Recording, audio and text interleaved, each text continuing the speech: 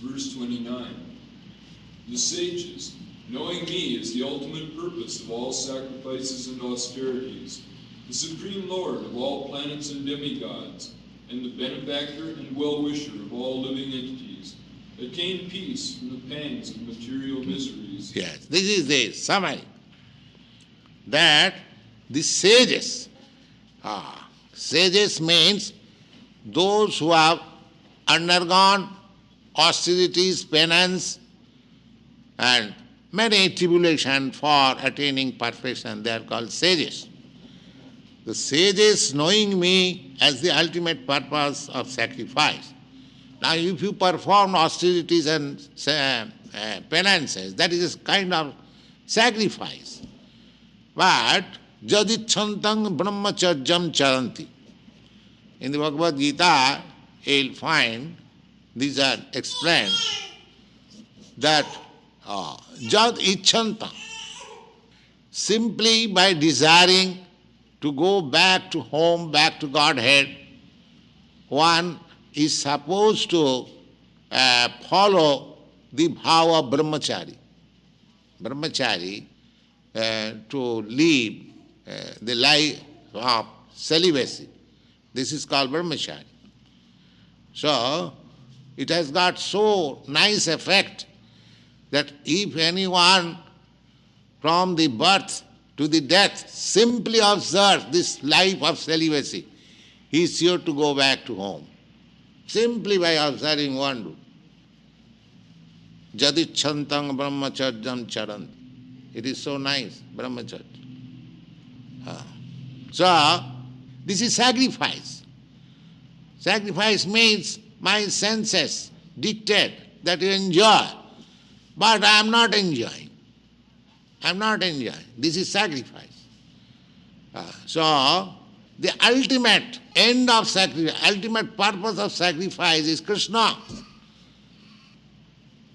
So one who knows, the sages knowing me as the ultimate purpose of all sacrifices and austerities, the Supreme Lord of all planets. We are electing president, kings and so many things, but actually the proprietor is Krishna or God. So one should know it. All planet demigods and the benefactor and well-wisher of all living entities. In the Vedas it is said, Eka bahunang vidadhati kaman. Now the state is arranging for supplying the necessities of the citizen. How many? The humankind only. But does it mean that the humankind is the only living entities in this world? There are many millions and thousands of living entities besides the living humankind. So who is supplying them? Necessities of life. Therefore, well-wisher of all living entities. You can supply food to a certain limited number of living entities. But Krishna or the Supreme Lord is supplying food to millions and trillions of living entities within the sky, within the water, within the mountain, within the forest. Who is going to supply them? So therefore he is real well-wisher of all living entities. Why not for you? Therefore those who are actually saintly person, they simply depend on Krishna.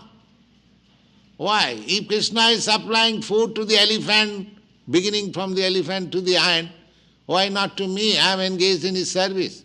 He is so ungrateful. If you render some service somewhere, he pays you, gives you some wages. So if you are engaged in Krishna's service, do you think you shall starve? Why? You cannot starve. He is well-wisher of all living entities, why not for you? This confidence must be there. If he is well-wisher for everyone and I am engaged in his service, he is not my well-wisher. So we should simply depend on Krishna. we shall simply exert our all energies for the service of Krishna. Everything will be all right. This is called surrender. This is called confidence. Krishna will supply everything. Let me engage in his service. Well, attain peace from the pangs of material miseries. And those who are not confident that Krishna will protect me, they are in pangs and, what shall I eat? Where shall I live? What can I do? How shall I protect? They're all, because therefore the other day I cited the verse from Jamunacharya. The Bhavantam evam charan nirantaram prashanta nishesha gaton rathan. Just like the child in the lap of the mother is confident that my comfort, my food, my dress, everything is there. My mother is there. So, natural, not only human being, even cats and dogs, where the mother is there, see, it's there. But it knows that my protection is there, confident. As soon as one grows, keeps out from the mother, from the father, the so-called independence. Actually, we are dependent on Krishna. He is supplier. He is giving us food, everything. So we must have confidence. That's all. That is training. That is Krishna consciousness. Our only business should be simply to serve Krishna. Then everything is there. Go on. Purport. The conditioned souls within the clutches of illusory energy are all anxious to attain peace in the material world, but they do not know the formula for peace, which is explained in this part of the Bhagavad Gita. The peace formula is this: Lord Krishna is the beneficiary in all human activities. Men should offer everything to the transcendental service of the Lord, because he is the proprietor of all planets and the demigods thereon. Nobody is greater than he. He is greater than the greatest of the demigods, Lord Shiva and Lord Brahma. Under the spell of illusion, living entities are trying to be lords of all they survey, but actually they are dominated by the material energy of the Lord. The Lord is the master of material nature, and the conditioned souls are under the stringent rules of that nature. Unless one understands these bare facts, it is not possible to achieve peace in the world, either individually or collectively. This is the sense of Krishna consciousness, that Lord Krishna is the supreme predominator, and that all living entities, including the great demigods, are his subordinates. One can attain perfect peace only in complete Krishna consciousness. This 5th chapter is a practical explanation of Krishna consciousness, generally known as Karma Yoga. The question of mental speculation as to how Karma Yoga can give liberation is answered herewith. Working in Krishna consciousness is to work with the complete knowledge of the Lord as the predominator. Such work is not different from transcendental knowledge.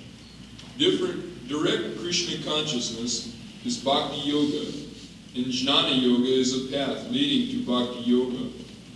Krishna consciousness means to work in full knowledge of one's relationship with the Supreme Absolute, and the perfection of this consciousness is full knowledge of Krishna, or the Supreme Personality of Godhead.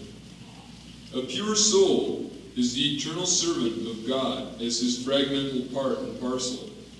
He comes into contact with Maya, illusion, due to the desire to lord it over Maya, and that is the cause of his many sufferings.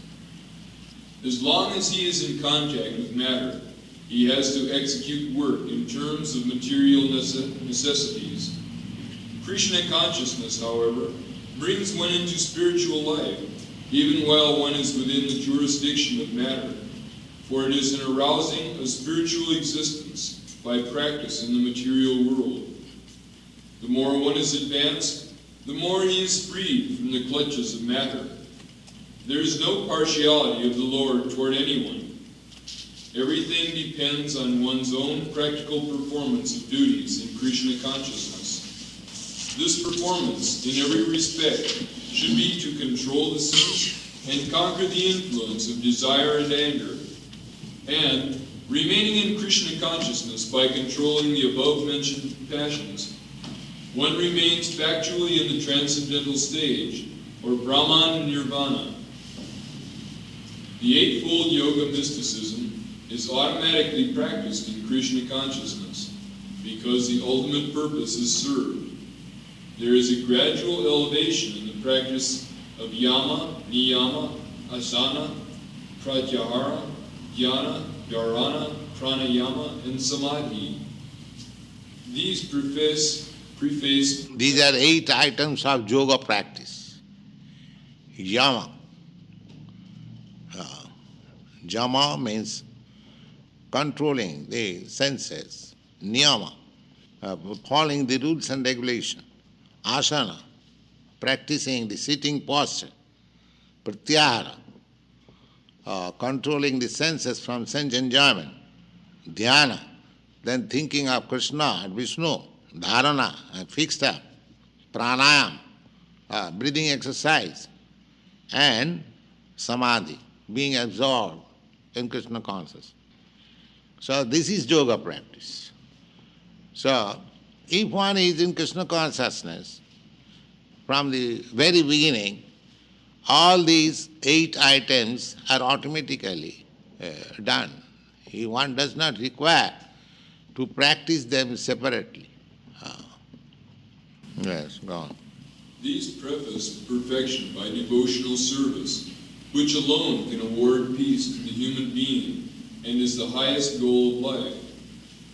Thus end the Bhaktivedanta purports to the 5th chapter of the Srimad Bhagavad Gita on the subject of Karma Yoga, or acting in Krishna consciousness. Well, then he said, Sankhya Yoga, shall I begin today or next day? This is a new chapter, we shall begin next day.